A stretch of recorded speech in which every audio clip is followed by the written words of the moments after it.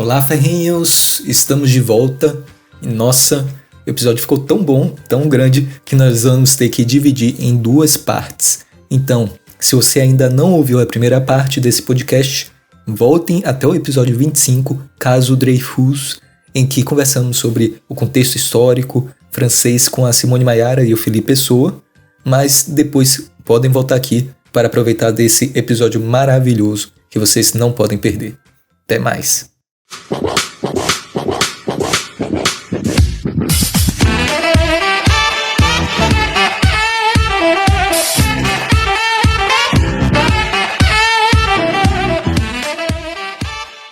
E aí o que acontece? Caso provisoriamente encerrado, né? Dreyfus é levado à Ilha do Diabo, né? Ele tem uma transição longa até lá, né?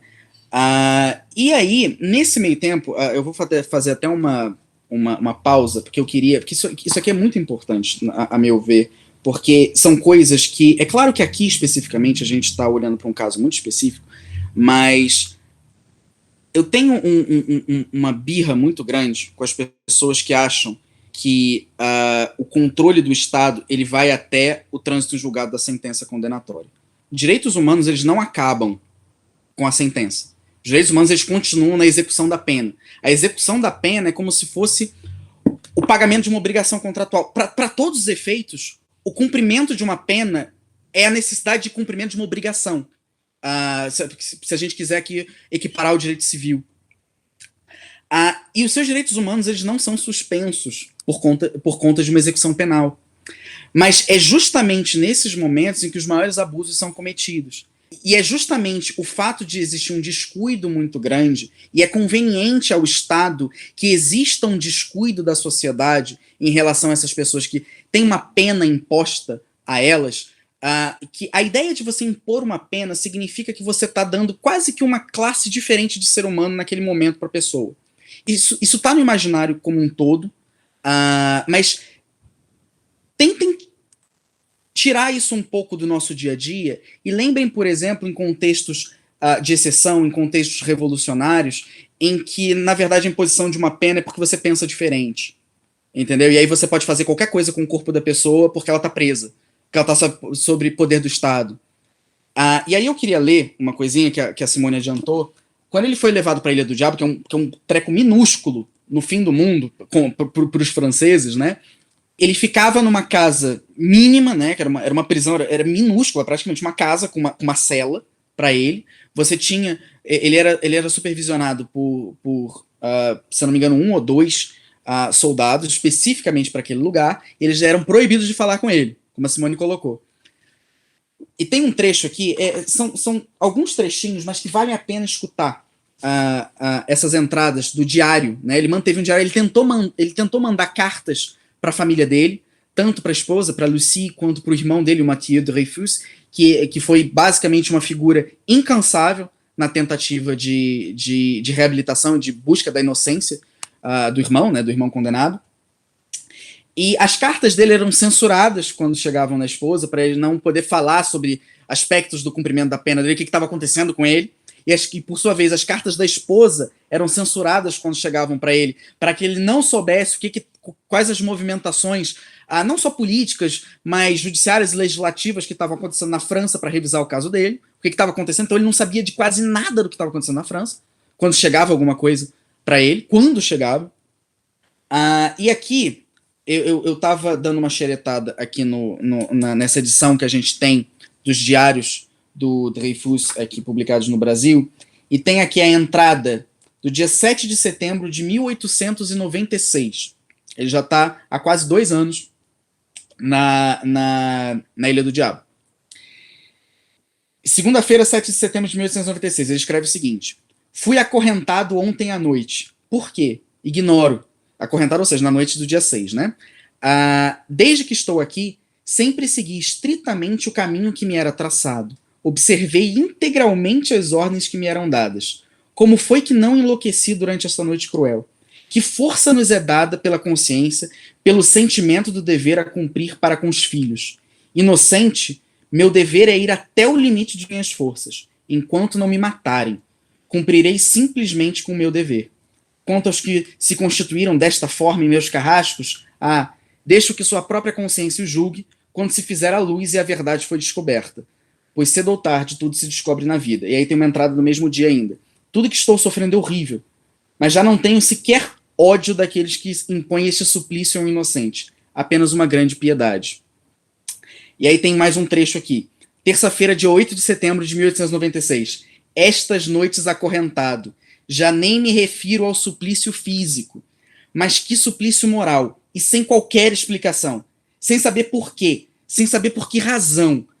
E em que horrível e cruel pesadelo estou vivendo há quase 2 anos. E aí aqui ele vai falar, vai fazer várias outras queixas e tal. E aí o último trecho que eu queria ler, que é muito importante, para finalizar essa parte aqui do diário dele, que é uma entrada da quarta-feira, dia 9 de setembro de 1896.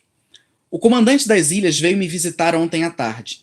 Disse-me que a medida adotada contra mim não era uma punição, mas uma medida de segurança, pois a administração não tinha nenhuma queixa contra mim. Acorrentar-me, medida de segurança, sendo que já fico noite e dia como um animal selvagem, sob a guarda de um vigia armado, com revólver e fuzil.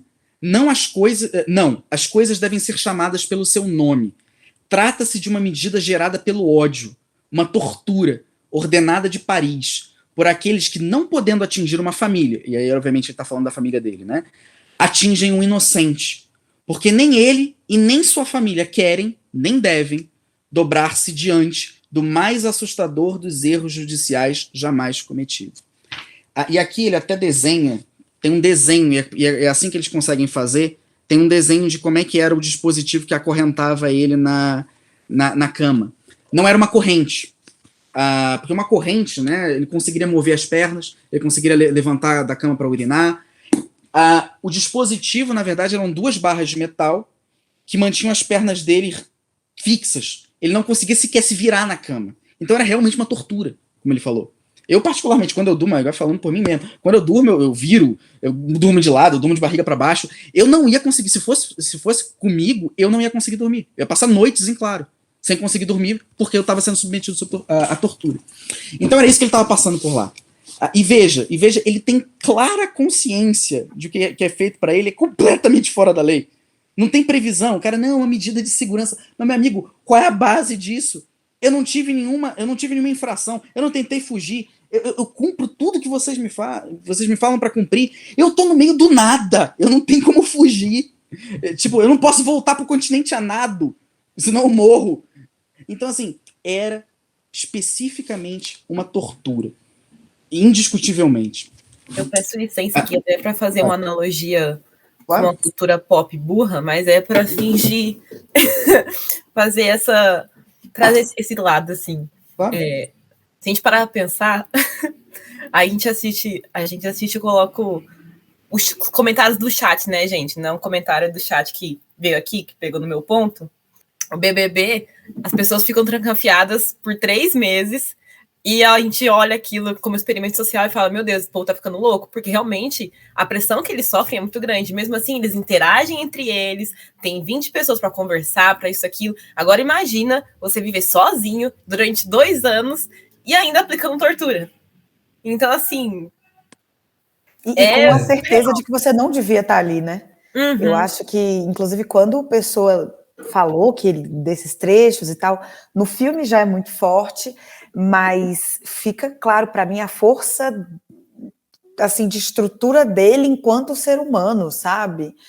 Porque o cara não enlouqueceu, ele deve ter ficado muito traumatizado, é o que o pessoal falou, isso aí marcou pro resto da vida, mas imagina, sabe, é uma força absurda, esse cara, ainda bem que fizeram homenagens a ele, porque é o que pode ser feito, né? Já que o tempo dele não tem como ser recuperado.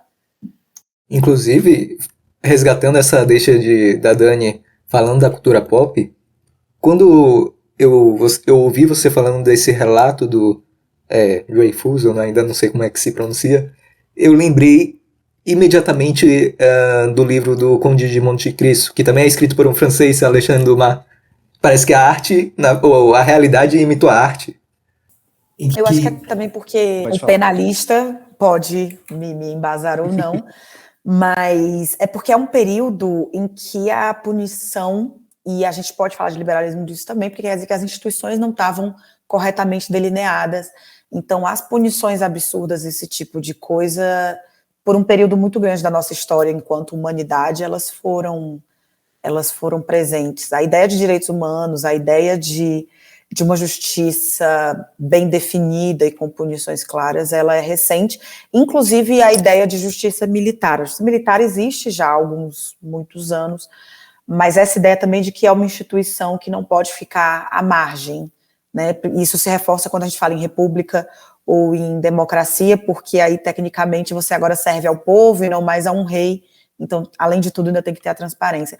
Até a inteligência, e aí eu me empolgo porque a minha pesquisa é em defesa, essas coisas, mas a inteligência, por exemplo, reconhece-se que os países precisam de inteligência, que o segredo existe, e que é fundamental para a existência e continuação de um país, mas a inteligência, por exemplo, do Brasil, existem meios de controle pelo executivo, quer dizer, que ela é parte do executivo, né?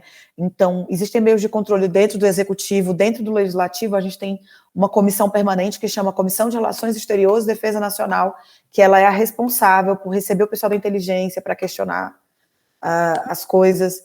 Então, você vê que a existência de instituições colabora, inclusive, para que esse tipo de absurdo não existe. Eu acho muito legal que você identificou isso na cultura, né? A importância da cultura.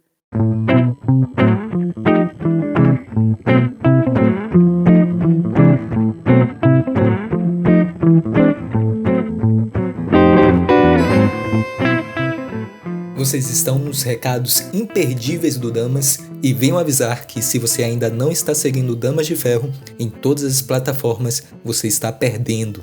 Estamos no Instagram, Facebook, LinkedIn, YouTube, em todos os agregadores de podcasts imagináveis e agora estamos também na interweb. Então nós temos o nosso site, que é www.damasdeferro.com.br, onde temos nosso blog e demais informações sobre o projeto. Então, dá uma passadinha por lá para aproveitar todo o nosso conteúdo. Também temos reuniões mensais sobre autoras e defensoras da liberdade, então se você quiser participar, entre em nosso site e se junte ao nosso clube de leitura coletiva. Ademais, bom podcast e até mais!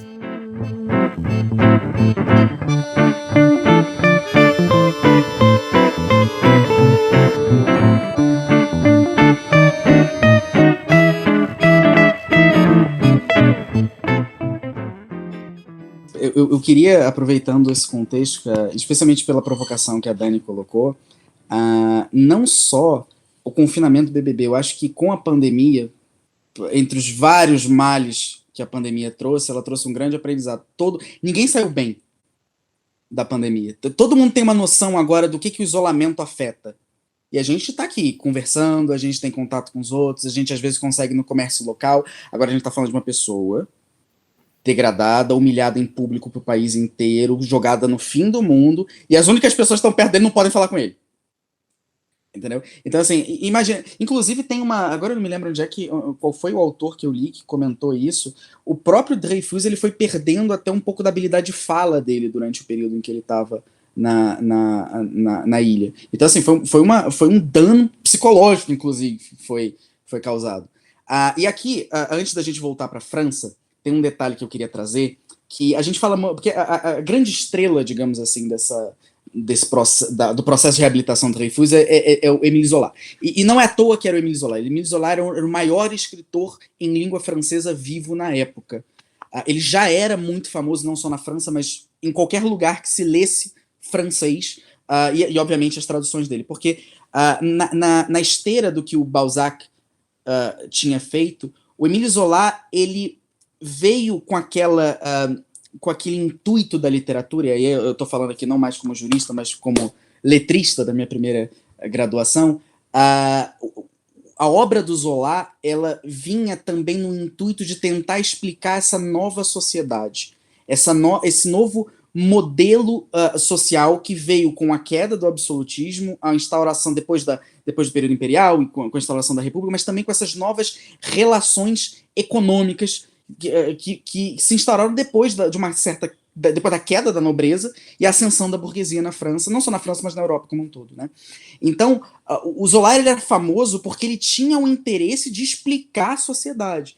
Então, fazia total sentido para um autor que achava que o artista ele tinha que interferir no fluxo histórico, que o Zola participasse dessa briga. E era justamente por isso que ele foi chamado.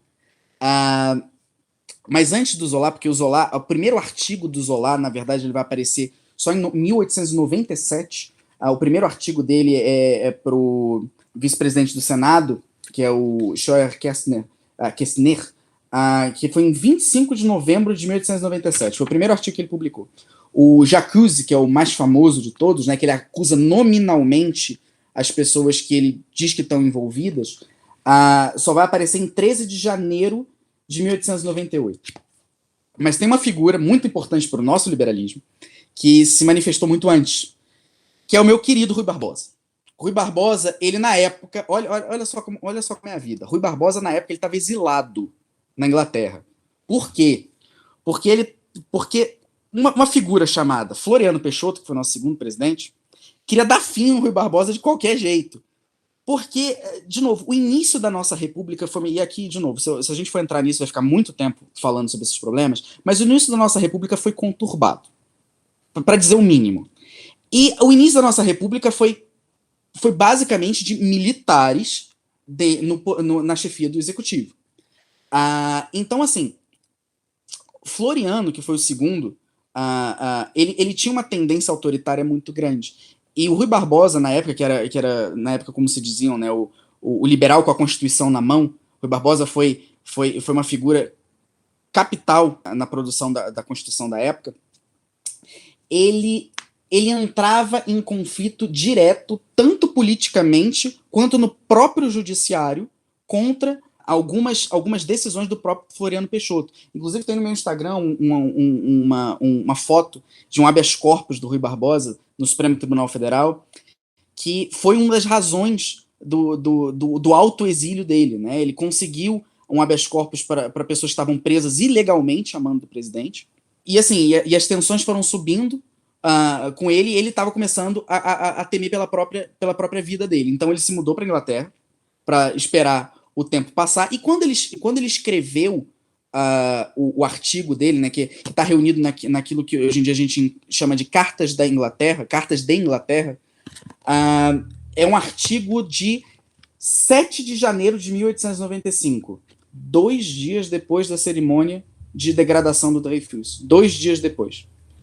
O que o Rui Barbosa tinha feito na época? Ele tinha lido toda a imprensa. E ele vai fazer uma coisa que ele tinha uma mania muito grande de fazer, que era comparar os franceses com os ingleses. E ele faz isso muito, eu recomendo muito um texto do Rui Barbosa chamado Atos Inconstitucionais, que é justamente um texto dele falando sobre controle de constitucionalidade. É claro que isso aqui é mais para jurista mesmo, mas o Rui Barbosa ele tem uma restrição política à França em relação a como que a França foi se formando em relação ao Estado de Direito deles.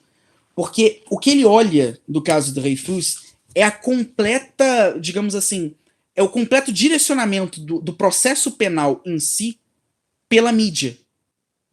Ou seja, ele como um jurista, ele como um garantista, ele quer dizer, não como um garantista porque o conceito não existia na época, né? Mas ele como uma pessoa preocupada com os direitos do indivíduo, ele percebia que tudo que estava acontecendo no processo francês estava acontecendo por pressão e para agradar uma pressão popular.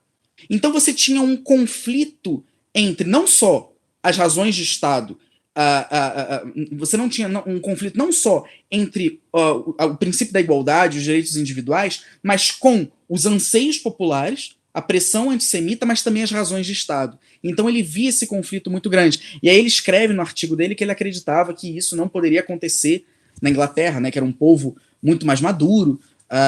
Ele não usa exatamente essa palavra, mas ele dá a entender que justamente pelo sistema jurídico da Inglaterra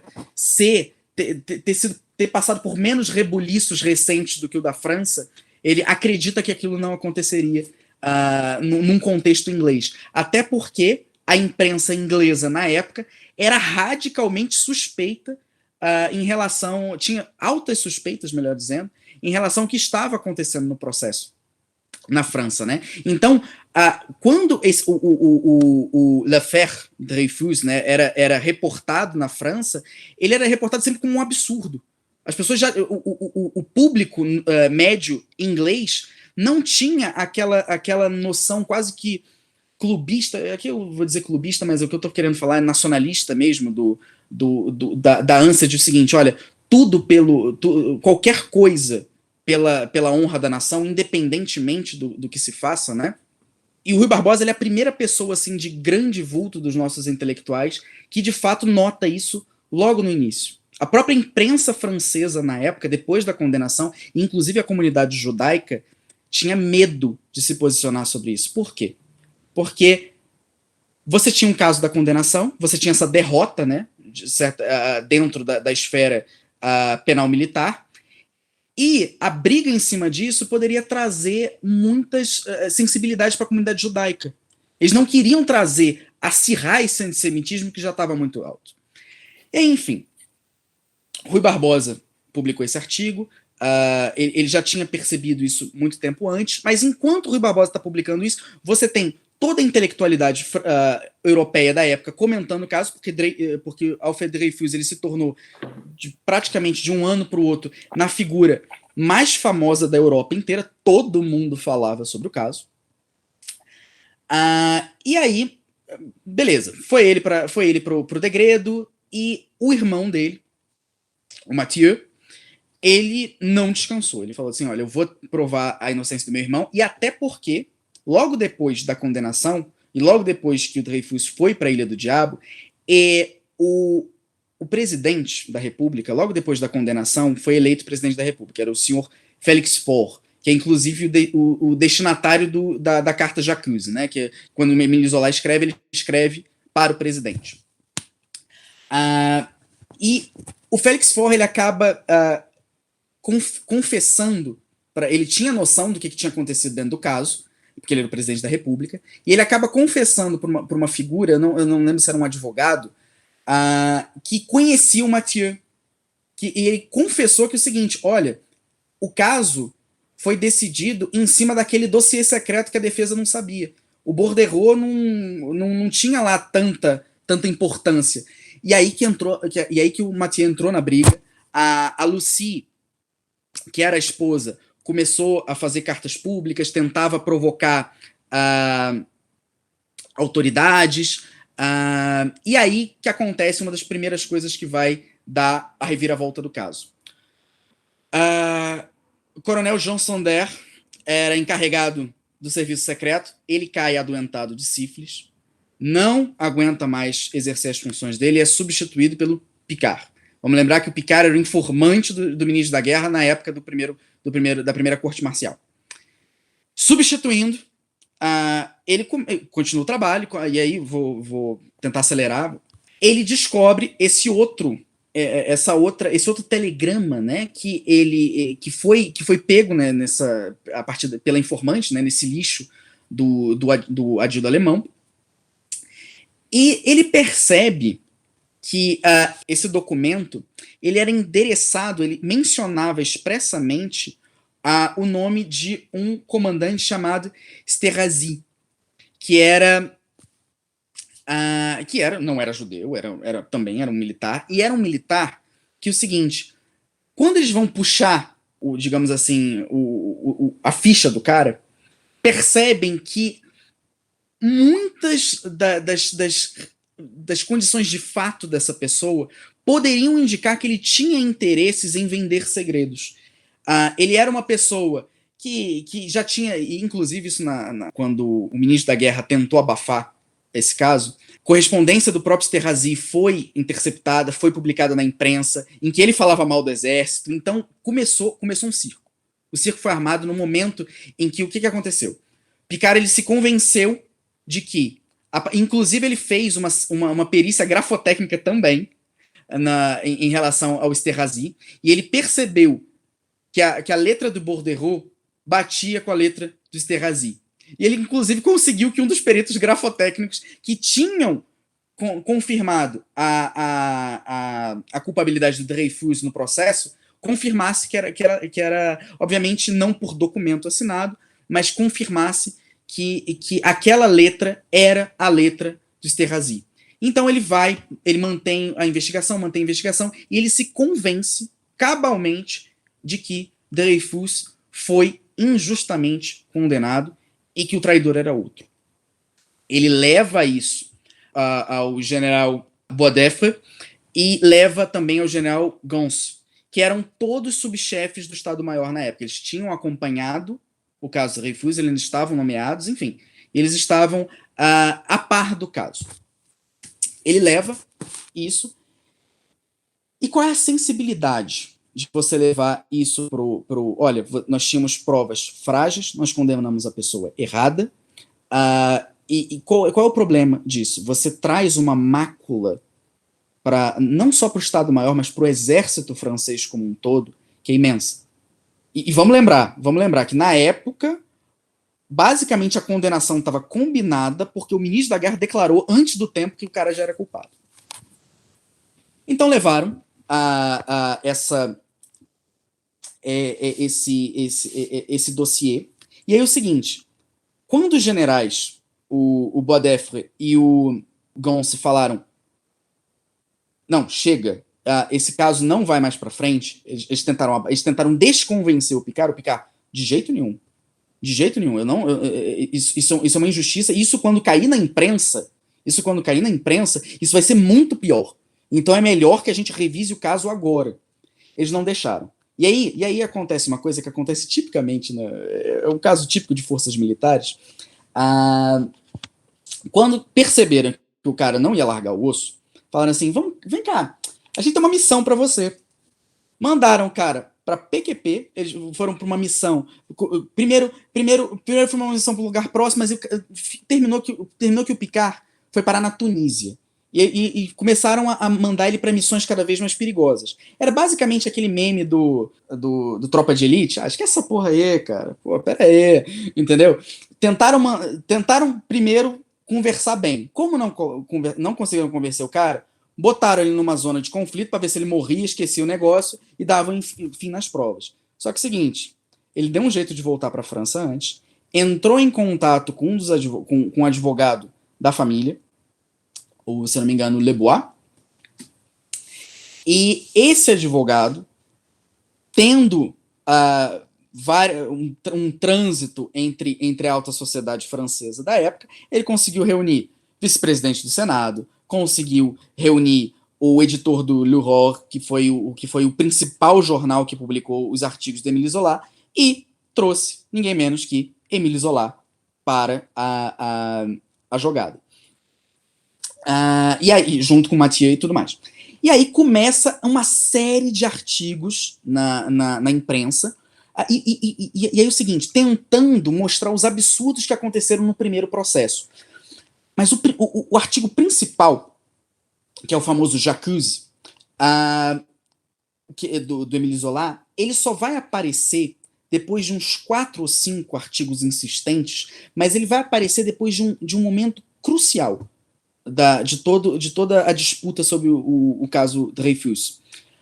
Esterhazy estava sendo investigado, era interesse do Estado-Maior que Esterhazy fosse inocentado, porque o seguinte, se Esterhazy fosse condenado, qual era a mensagem que você está passando? Vem cá, se esse cara está condenado por traição, por consequência, aquele que está condenado antes, na verdade, está condenado errado. Então, para a gente não ter que admitir que o primeiro processo estava errado, a gente tem que inocentar esse outro cara aqui. Então, o que aconteceu? Começou uma verdadeira uma briga midiática em que o Ministério da Guerra soltava informações para a mídia antissemita. Lembra aquele Le Libre Parole que eu falei, que foi do início do primeiro processo? Informações eram soltas para esses veículos de imprensa, tentando mostrar que os judeus estavam tentando encontrar uma forma de reabilitar até que não era judeu, que estava mancomunado na teoria da conspiração dos judeus que queriam acabar com a França, foram trazidos para esse balaio. E o seguinte, iniciou-se uma investigação, porque eles não podiam abrir mão da investigação contra o Esterhazy, mas, ao mesmo tempo que andava a investigação do Esterhazy, o Estado-Maior, o próprio exército, dava fim em provas.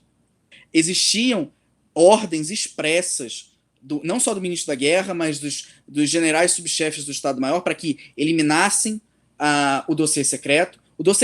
A única razão do dossiê secreto não ter sido eliminado foi porque o Sander ele decidiu guardar, mesmo com ordem para finalizar com aquelas provas. Mas é o seguinte, veja a seriedade disso. Você tem o Estado eliminando provas que, de certa forma, o incriminam. Ou seja, o Estado agindo como parte, basicamente. O Estado tendo interesse na condenação de um indivíduo especificamente para, enfim, puxar o lado dele. Enfim. E a coisa vai andando, e aí instaura-se um processo contra o Esterhazy. Ele é acusado de traição e ele é absolvido por unanimidade. Ele foi, de novo, era um jogo de cartas marcadas. E aí que vem o J'accuse. O J'accuse é um artigo do Émile Zola que ele publica logo depois da absolvição do Esterhazy. Porque a absolvição do Esterhazy era a segunda grande derrota do Dreyfus. Ele foi condenado e degradado. E aí, na primeira oportunidade de provar a inocência dele, você tem todo o Estado formando um aparato para impedir isso. Então, essa é a segunda derrota do Dreyfus. E aí, o seguinte, por que o J'accuse foi tão importante? Porque o Zola faz uma carta aberta ao presidente da República, ele repassa o processo inteiro, ele nomeia as figuras principais do processo. Ele tem alguns problemas, isso aí foi apurado, inclusive, na revisão do caso. Se você lê o artigo J'accuse, ele dá uma importância principal àquele comandante do Paty Declan, que foi o que conduziu a investigação. Mas, mais pra frente, isso é uma coisa que o próprio filme, por isso que eu gosto muito desse filme que a Simone recomendou, ele mostra que, na verdade, o Paty Declan ele teve uma participação um pouco tangencial. A figura principal, e que inclusive os atos dessa figura vão fazer o segundo processo ser aberto, que é aquele comandante Henri, que era o assessor do Sander, e que se tornou assessor do Picard no serviço secreto.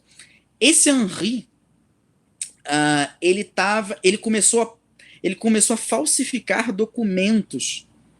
Ele produziu provas que não existiam, ele falsificou documentos que incriminavam o Dreyfus e começou a soltar na mídia. Então é o seguinte, essa falsificação desses documentos, e aí apareceram, e essa falsificação de documentos, inclusive, porque é o seguinte, não interessava mais manter a condenação do Dreyfus. Era preciso também mostrar que as pessoas que estavam do lado do Dreyfus também eram farsantes. Então, esses documentos que ele falsificava incriminavam o Picard. Então era como se o Picard tivesse produzido documentos ele próprio para justificar a tese dele da inocência do Dreyfus.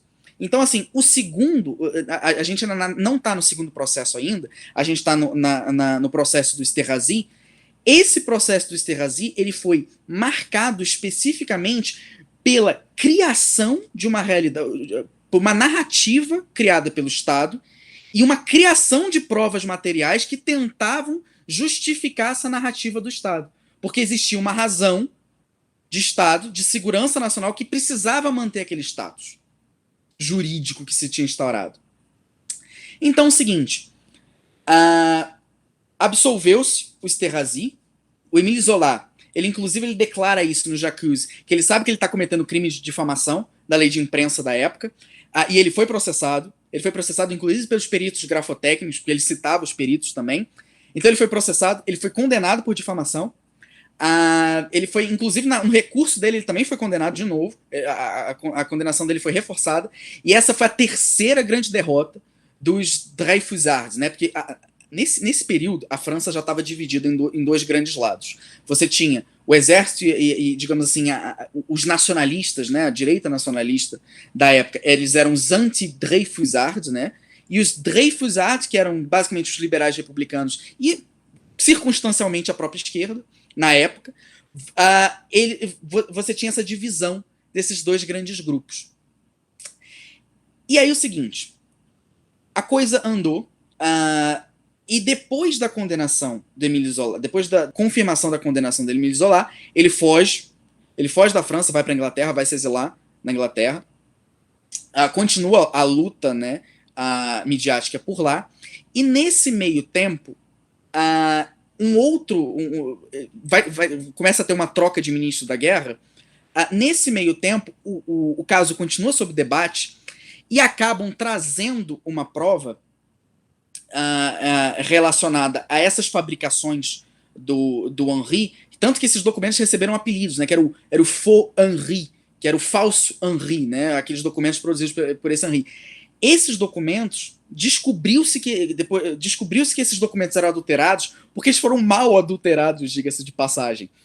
Eles eram porque é o seguinte, vamos lembrar que todos esses documentos eram telegramas, bordereaux, papéis que eram rasgados, picotados, jogados no lixo, depois reconstruídos no serviço secreto. Então o serviço secreto tinha noção de mais ou menos como é que se fazia.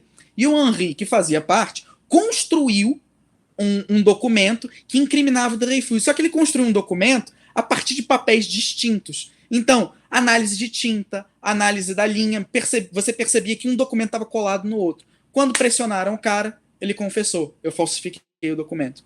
E nisso que ele falsificou, decretaram a prisão dele, o ministro pediu exoneração, nomearam outro ministro, começou de novo a confusão, e o Henri, ele se matou na prisão.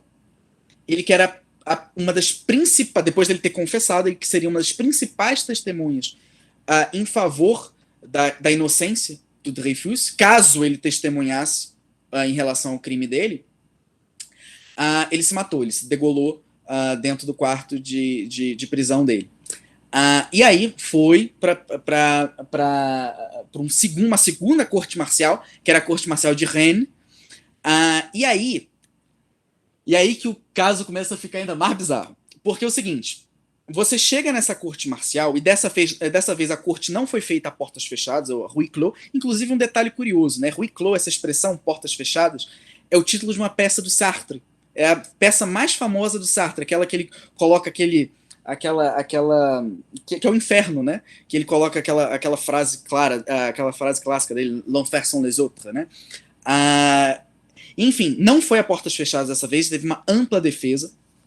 Você teve depoimentos dos militares, e foi ainda, mais uma vez, por mais que dessa vez o problema não tenha sido cerceamento de defesa, você tinha uma abertura dos documentos, você tinha um depoimento claro, a mídia tinha acesso ao julgamento que estava acontecendo, você teve uma pressão política muito grande ainda.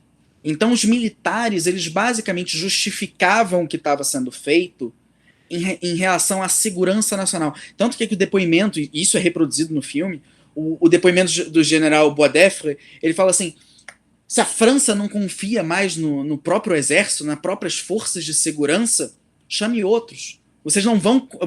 nós estamos encarregados da segurança de vocês. Nós sabemos. Então tinha quase que uma noção de patriotismo quase que tribalista até certo ponto.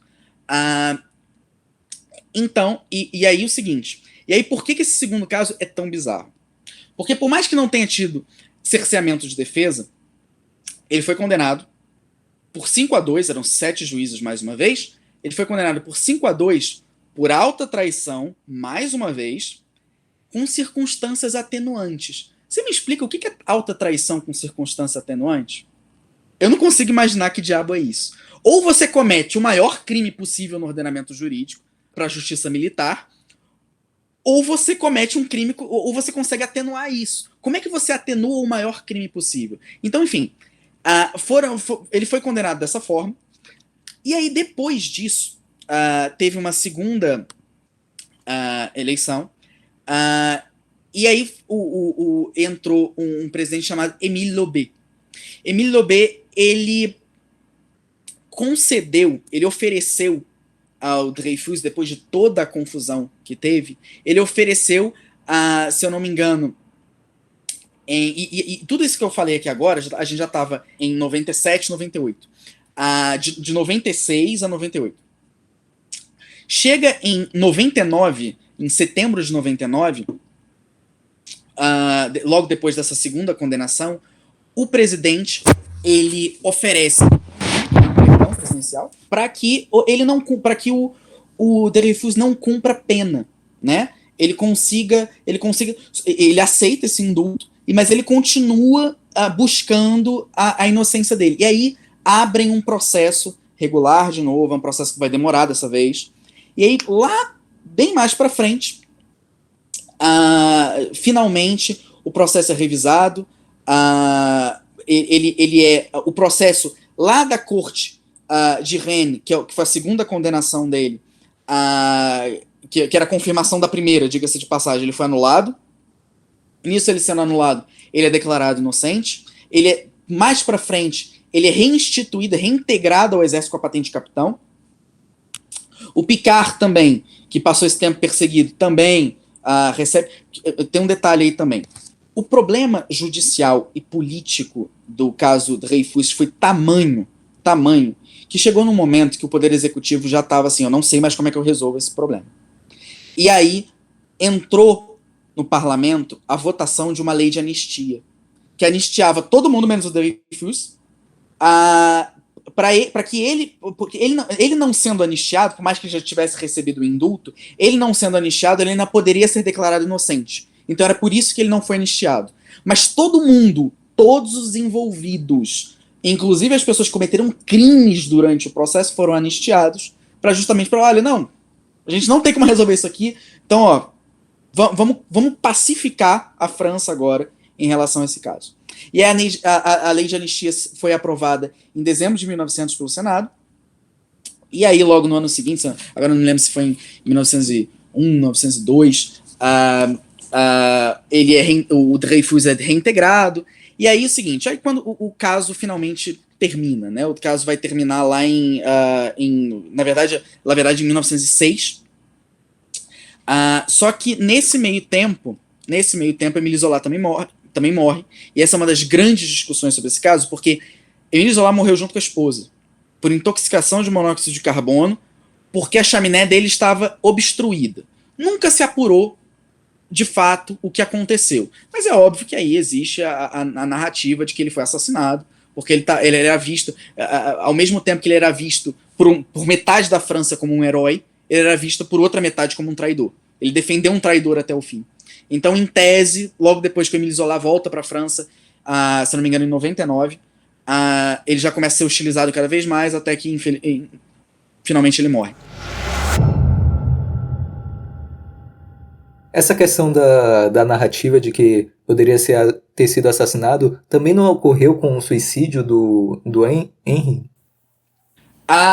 Então, também, é claro que assim, quando você tem um caso polêmico como esse, mortes, boa parte, você sempre tenta dar uma explicação muito maior do que pode ser. Pode ter sido um acidente? Pode. Pode ter sido um suicídio do Henry? Pode. Agora, é aquela coisa, você precisa inserir aquilo dentro de um contexto maior, né? Então, assim, o que leva a concluir é que o seguinte, é que o Henry de fato se suicidou porque convenientemente deixaram uma navalha na cela dele. Se ele se matou mesmo ou não dá pra saber. Não tinham testemunhas, não tem provas do contrário. Tudo que se sabe é que numa manhã, quando os guardas foram levar o café da manhã dele, descobriram que ele estava morto já há muito tempo na cama. Émile Zola foi a mesma coisa, ele morreu dormindo durante a noite junto com a esposa. Então, assim, você não tem elementos para dizer nenhuma nem outra. Pode ser um acidente, pode não ser. Então, pode ser um suicídio, pode não ser. Entendeu? Então, são as várias coisas que desses casos polêmicos que você não resolve, né? E aí, enfim, para finalizar, Dreyfus ele foi hostilizado a vida dele inteira. Ele se eu não me engano, quando Émile Zola ele foi cremado, e quando teve uma lei aprovada no parlamento francês que autorizava o transporte das cinzas do Émile Zola ao Panteão, e olha que legal, ele foi colocado muito perto do Voltaire, e aí eu até sugiro mais pra frente, que se vocês tiverem tempo, procurem o caso, tem um livro muito que está editado no Brasil, o nome é Tratado sobre a Intolerância, se não me engano, que é o caso que o Voltaire defende, depois de muito tempo, ele revisa, na verdade, o caso, né, da execução do Jean Calas, que foi acusado de matar o próprio filho, se eu não me engano. De novo, foi submetido à tortura, foi submetido a suplício. Naquela época, era aqueles suplícios assim de roda, desmembrar a pessoa em praça pública com cavalo, essas coisas que o francês tinha na cabeça. Enfim. E aí o Zola foi colocado justamente muito próximo do Voltaire. E a razão para ele ser transportado para o Panteão era justamente a mesma. Eles defenderam homens que ninguém mais queria defender. Enfim, essa é a história. Sei que me alonguei muito. Eu só queria deixar algumas coisinhas para finalizar essa contribuição assim, da explicação processual do caso, né? A primeira coisa que a gente olha, especialmente em relação ao primeiro processo de Dreyfus, é que o seguinte, a gente está olhando aqui pela perspectiva do observador do século XXI. E a gente está olhando para o fim do século XIX e início do XX. Mas, independentemente da nossa distância, o que acontece nesse caso já era absurdo para a época, já era absurdo para um século antes, e eu arrisco a dizer que é absurdo desde que o ser humano entrou na era moderna. Porque por mais que você tenha passado por uma modificação do início, do fim da Renascença, para o início da era moderna, para uma modificação do que seria o que a gente entende sistema inquisitivo para o sistema acusatório do processo penal, qual é a diferença? Para quem não sabe a diferença entre sistema inquisitivo e sistema acusatório. Sistema acusatório é o que a gente tenta instituir hoje, não só no Brasil, mas no mundo como um todo, que é a separação rigorosa entre as funções de acusar, julgar e defender. Ou seja, você tem uma relação triangular no processo penal. Você tem a parte de acusação interessada na condenação e a defesa interessada na absolvição, ou que seja no direito regular da parte. E essas duas partes elas estão disputando a cognição da parte imparcial, que é o juiz. Por isso que é uma relação angular. E aqui, o processo penal, ele é... Não só o processo penal. Isso é uma coisa que assim, abre a mente de quem não é do direito. Todo processo é uma história. Você está contando uma historinha. Para quem? Para o juiz. E a função das partes no processo é controlar como que essa história vai ser contada e o que vai ser contada dessa história. E aí, quando eu digo o que vai ser contado, são provas ilícitas e tal, enfim. E aqui, a grande lição pelo menos do primeiro processo, é que você tinha uma violação gravíssima do sistema acusatório, em que você tinha uma poluição não só do juiz, mas você tinha também um cerceamento de defesa. A defesa não tinha conhecimento do que o juiz tinha conhecimento. E vamos lá, se você, como indivíduo, não tem noção do que te acusam, como que você se defende? Como que você prova a sua inocência? Então essa é a mácula principal. Por isso que, pela perspectiva jurídica, e esse era o horror do Rui Barbosa na época também, além da mediatização do processo, era o seguinte, era como que os ânimos, as emoções patrióticas dessas forças na França, elas conseguiram simplesmente deixar para lá a lei penal, a lei processual penal regular. Porque isso já era um absurdo na época, você já não podia fazer isso na época. O advogado protestou na época, e o advogado foi plenamente ignorado. E esse é o sistema acusatório. O sistema inquisitivo é aquele que o juiz, né, ele tem um protagonismo total, né, ele é parte, ele investiga, ele dirige a produção de prova, ele acusa, julga, enfim. Então a gente sai de um processo inquisitivo que nós tínhamos séculos atrás e vamos para o sistema acusatório, né? Enfim, então é isso que eu queria deixar como mensagem aqui. De novo, assim como eu coloquei no início, não dá para entender o caso de Dreyfus meramente pela perspectiva jurídica. Ele é um contexto político e social, histórico. Até porque as violações processuais que ocorrem nesse caso são decorrentes desses interesses políticos e sociais externos ao processo, não eram meramente erros de procedimento, eram erros propositados, eram erros arquitetados contra o Dreyfus, e que cerceavam a defesa, inclusive a defesa técnica dele. Enfim, esse é o caso. É um caso que tem assim, repercussão até hoje. É uma grande mácula na República Francesa. E eles aprenderam. O discurso do Macron, quando eles inauguraram o Museu de Dreyfus, se eu não me engano, agora não sei se foi fim de 2020 ou fim de 2021, mas quando o discurso do presidente é justamente a noção de que é o seguinte: olha, isso aqui, a gente tá erigindo esse museu como uma lembrança, para que isso sirva de aprendizado civilizacional para a França, para o povo francês como um todo, e que isso não aconteça mais uma vez. Porque é o seguinte, se nós esquecermos, porque processo sujeito à emoção, a anseio popular, isso sempre vai existir. Mas as pessoas não podem esquecer do que acontece se você submeter a racionalidade do processo penal à vontade popular, que não segue racionalidade, não segue controle cognitivo nem nada. Ela tem interesses políticos. E aí eu termino por aqui, porque eu falei muito agora. Enfim, passo a palavra para vocês, pessoal.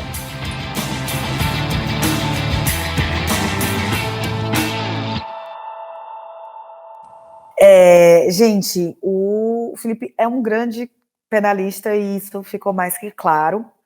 E uma das coisas que ele reforçou, e por isso que eu pedi para colocar esse ponto, para a gente falar do antissemitismo hoje na Europa. E uma outra coisa sobre a qual eu queria falar, já estava anotado, mas eu te ouvindo, eu botei um asterisco. Esse caso, ele bate em 2 pontos muito importantes para o liberalismo. As instituições sólidas, com diminuição da burocracia, para elas serem sólidas, elas são muito necessárias, né? A gente tinha uma França que estava se reerguendo e já tinha muita burocracia, mas não tinha instituições sólidas, e aí permitiu essa derrapada que acabou com a vida de uma pessoa. E um outro caso é que a gente falou sobre os Estados Unidos terem sido um lugar de degradação.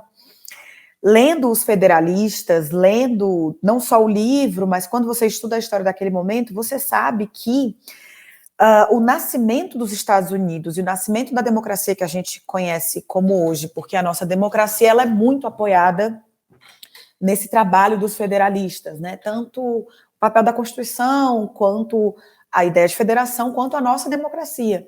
Ela nasceu, um dos primeiros, e aqui eu não vou lembrar qual dos federalistas falou, mas eu lembro de ter lido isso recentemente, a proteção à liberdade religiosa foi um dos pilares que fez esses caras sentarem e pensarem em todo o resto, porque eles entendiam que a liberdade religiosa, se você pode crer em quem você quer crer, as outras liberdades elas acompanham. E eu acho que esse caso fica muito claro porque à época não era proibida a crença no judaísmo e nem a prática pública. Então, existem sinagogas, inclusive, e existiam à época. Inclusive, um fato curioso, a França hoje é o país, ainda hoje, há muito tempo, é o país com mais judeus da Europa, porque na época da Segunda Guerra, a maioria estava no leste, por motivos óbvios, fugiram. Então, a população da França ainda é muito maior.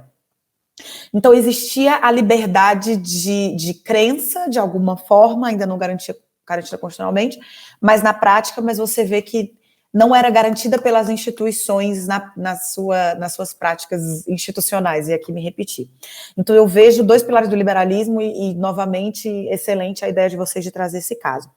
E a outra coisa é o antissemitismo hoje na Europa. Em 2014, o governo francês proibiu um humorista de stand-up de fazer piadas antissemitas. Esse cara, o nome dele é bem árabe, assim. E aí eu nem vou entrar do Estado proibir ou não, mas o que eu quero dizer para vocês é que em 14 isso ainda era muito forte. E na França a gente tem um cenário muito interessante, porque a população muçulmana, inclusive com partes radicais, está crescendo muito na França. Ainda é o país com a maior população de judeus. Então, você tem um problema para os próximos anos na França gigantesco. Eles vão ter que lidar com isso. A população francesa, os judeus franceses, afirmam que nos últimos anos cresceu e agora o preconceito e os atentados vêm de outro lugar, não vem mais do Estado e não vem mais da população francesa. Agora você tem um outro nacionalismo batendo nisso. O antissemitismo hoje, eu falei lá no começo, ele não é de esquerda nem de direita, ele é só muito idiota. Então hoje a gente tem um outro cenário que é o antissemitismo está muito forte na esquerda do mundo inteiro. Então quando eu falo esquerda do mundo inteiro, desde o Vox lá na Espanha até os democratas nos Estados Unidos. Porque depois da Guerra Fria houve uma identificação, uma passagem desse conflito que é muito antigo para o que estava acontecendo ali. Porque no sionismo, em 48, inclusive com a participação fundamental de um grande diplomata brasileiro, Graça Aranha, foi criado o Estado de Israel. E aí muita gente foi deslocada, tem toda a questão. E como isso foi feito com o apoio da ONU, e aí logo depois a gente tem o final da Guerra Mundial, o começo da Guerra Fria, a dicotomia foi passada para lá. Então, os países árabes, quando eu digo países árabes, tem que entender, existe uma classificação, nem todos os países que estão lá são árabes, enfim. Mas vamos falar os países muçulmanos, os países do Oriente Médio, e principalmente os países que são contra o movimento sionista, que foi a criação do Estado de Israel, eles acabaram sendo muito apoiados pela, então, União Soviética. E a gente tem esses conflitos voltando, inclusive, até hoje, né? A Rússia hoje está mandando dinheiro para o Iraque, e isso enfim. Então a gente teve o Israel é amigo do grande demônio do Ocidente, Israel é imperialista, nananã. Então você tem, inclusive no Brasil, por exemplo, o PSOL faz moções de apoio à Palestina e contra a existência do Estado de Israel. Então você vê que o antissemitismo, ele naquela época ele era dos nacionalistas, que estavam muito ligados à direita francesa, e hoje você tem uma esquerda muito atuante e muito vocal, inclusive, em alguns momentos de um jeito muito agressivo. Você tem os ayatolás e alguns chefes de Estado de países que são contra Israel falando abertamente sobre destruir Israel, sobre matar. E você tem apoio, o PCdoB, o PSOL, eles apoiam isso abertamente. Então, o antissemitismo ainda existe, e eu achei interessante a gente fazer esse quadro, e eu já vou passar para as indicações, pessoas, se você quiser, que eu anotei aqui, porque eu sei que a gente acabou falando muito, mas assim, chamaram a gente porque a gente gosta. Eu queria indicar 3 filmes e 2 livros. O primeiro é O Oficial e o Espião, que foi esse que a gente citou várias vezes, que fala a história do Dreyfus. O filme tem mais ou menos 2 horas, está disponível na Apple TV, é do Polanski, então está dito, a fotografia é linda, ele é um filme muito bom, é bem forte, eu confesso para vocês, não consegui terminar de assistir porque é de uma tristeza absurda. O outro que eu queria indicar é um clássico, assisti no streaming da MGM e entrou para o hall dos meus filmes favoritos, assim, tranquilamente, que chama O Violinista no Telhado. Ele fala desse momento histórico que a gente está falando, mas no leste europeu, os judeus sendo expulsos dos seus vilarejos pelo czar, que estava prestes a ser deposto. Você sabe isso porque, né, a gente tem o spoiler, o czar não sabia aí. Violinista no Telhado, excelente, um grande filme. E o outro filme é Hannah Arendt, eu achei ele só no streaming da Brasil Paralelo, mas imagino que tem em outros, é um filme excelente, muito bem feito, que conta a história da Hannah Arendt quando ela foi para Jerusalém para o julgamento de Eichmann, que era um dos grandes nomes do nazismo, era o chefe da SS. Hannah Arendt, uma grande filósofa, e isso não foi combinado, mas a autora do livro que vocês estão lendo, e aí você mostra um momento na vida dela em que ela era uma judia assistindo aquilo, e ela não falou o que as pessoas queriam ouvir, e aí é nesse momento que ela começa a cunhar toda a teoria dela da banalidade do mal, que também assim, eu acho primorosa, eu acho que é um negócio que a gente tem que estar sempre perto, porque é um pensamento que não morre, afinal trata da natureza humana. Então esses são os 3 filmes, e os livros... Esse filme que a gente já assistiu pelo Damas e já gravamos um episódio sobre ele, para quem quiser conhecer mais. É muito bom. Gente, é excelente. Nossa, golaço de vocês. E o pior é que realmente não foi combinado, a minha listinha tá feita de muito tempo, tá? Só queria dizer isso. Não, o livro não. Quem não conhece essa de abrir o livro? E os outros 2, eu sei que não tá gravando, mas eu fui buscar, porque livro a gente tem que pegar e cheirar e pegar. É um livro que se chama Submissão, ele é de um cara que chama Michel Houellebecq. Submissão é um romance sobre uma França distópica, na qual absurdos são cometidos por um Estado que deixou de ser laico e virou um Estado muçulmano. Ele é um livro extremamente polêmico, ele foi um sucesso de vendas, e a pior parte dele, inclusive a história se passa tecnicamente em 2022, o que torna ele mais interessante. Ele foi muito polêmico, um sucesso de vendas, ele é politicamente incorreto de algumas formas, e eu acho que vale muito a pena ser lido, principalmente porque tem coisas que você lê ali que você fala, isso era para ser uma distopia, né? E a gente já viu acontecer. E um outro é A Virtude do Nacionalismo. O autor, inclusive, Yoram Hazony, é um autor judeu, e eu usei esse livro na minha dissertação, ele é interessantíssimo, porque ele faz, inclusive, esse histórico do momento em que o nacionalismo foi causa de guerras e foi um problema, mas ele fala sobre os benefícios do nacionalismo para a existência do Estado moderno e para a sociedade chegar onde chegou. Não digo que ele é polêmico, mas te dá para pensar, muita gente não concorda. Eu confesso que não sei se já fechei questão sobre a teoria dele, mas também acho que a gente não tem que ler só que a gente concorda, e é muito interessante, principalmente para o pessoal de vocês que trabalha com pesquisa em ciência política. É um livro muito bom. Mas eu queria me despedir e agradecer muitíssimo o convite, dizer que eu acho excelente o que vocês estão fazendo, porque isso aqui tem que ser debatido, esse caso e as coisas das quais a gente tratou. Estou à disposição para o Damas de Ferro, acho muito legal o trabalho de vocês.